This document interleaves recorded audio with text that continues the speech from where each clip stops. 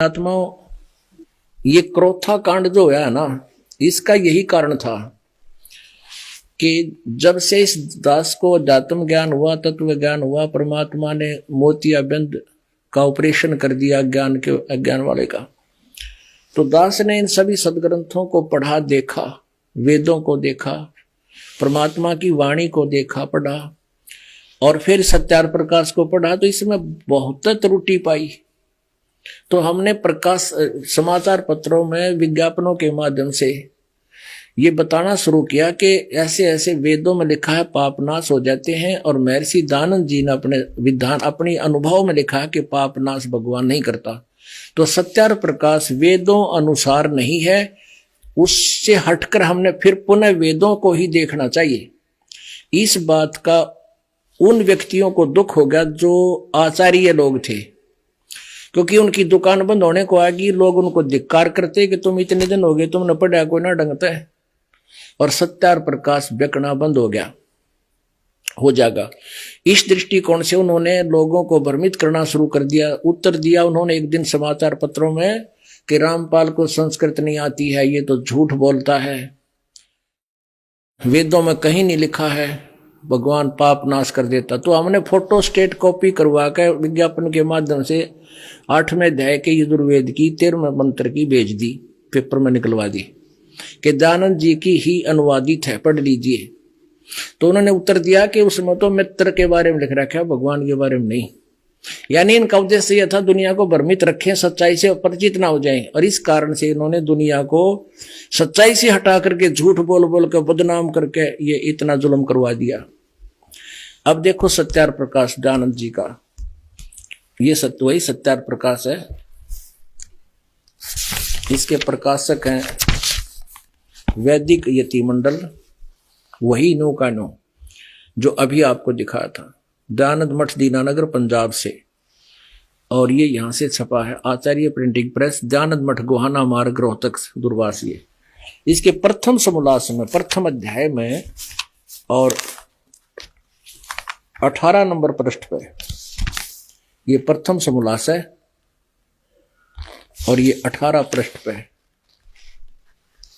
यहां लिखा है, जो सबसे स्नेह करे और सबको प्रीति करने योग्य है, वह परमेश्वर सबका सच्चा मित्र है, इससे परमेश्वर का नाम मित्र है।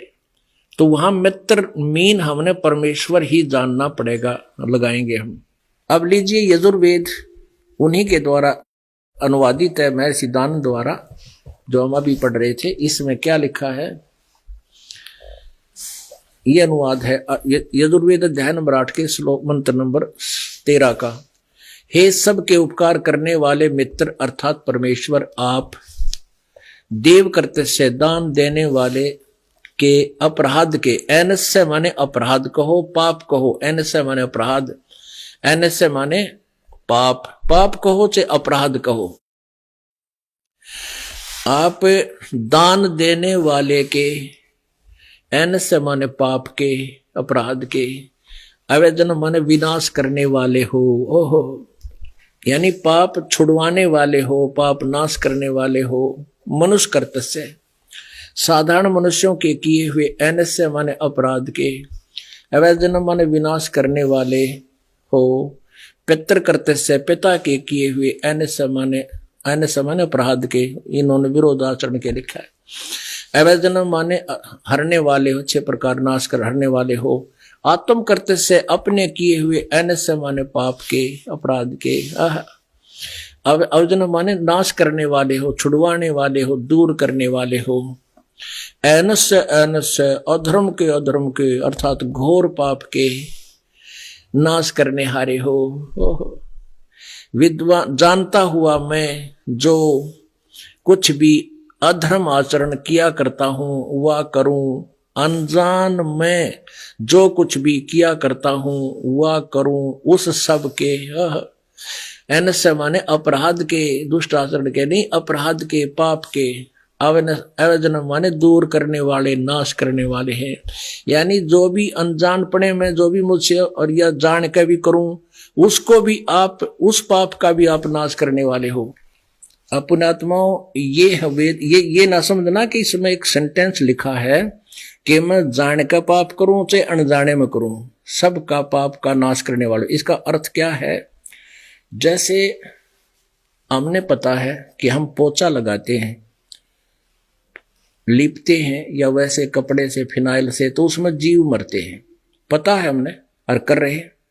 हम खाना बनाते हैं, लकड़ियों में, गैस में, चूल्हे में जीव जलते हैं, पता है, वो अदृश्य जलते हैं। किसान खेत में हल जोतता है, उसको पता है इसमें जीव मर रहे हैं, खेतों जमीन से बाहर आ रहे हैं, बेघर हो रहे हैं, लेकिन वो मजबूरी है, वो करने पड़ेंगे। कुछ ऐसे कर्म हैं जो करने ही पड़ते हैं, तो वो जानते हुए भी हो रहे हैं, उनका भी नाश करेंगे, भक्ति से होगा। जैसे कपड़ा प्रतिदिन यूज करने से मैला होता है, तो प्रतिदिन साबुन और पानी का प्रयोग करो, साफ होता रहेगा।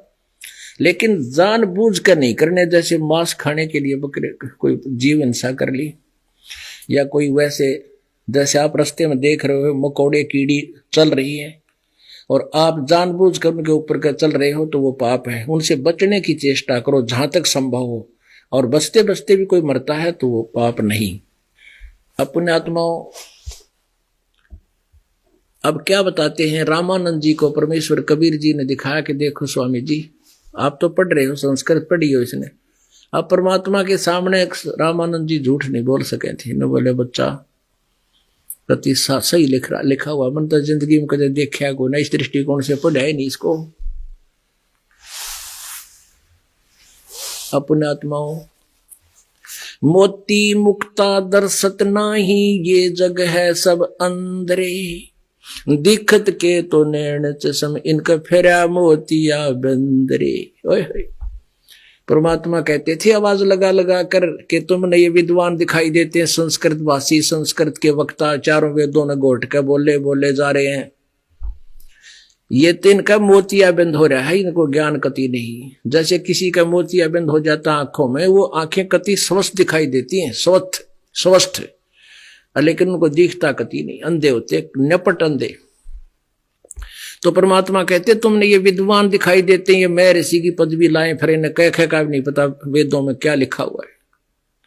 गुरु बिन काहू न पाया ज्ञाना, जो थो था बुझ छड़े किसाना, गुरु बिन वेद पढ़े जो प्राणी, समझे न सार रहे अज्ञानी। परमात्मा ने रामानंद जी को वेद पढ़ाए। रामानंद जी 104 साल के बूढ़े ने चरणों में शीश रख दिया कि आप गुरु, मैं आपका बालक।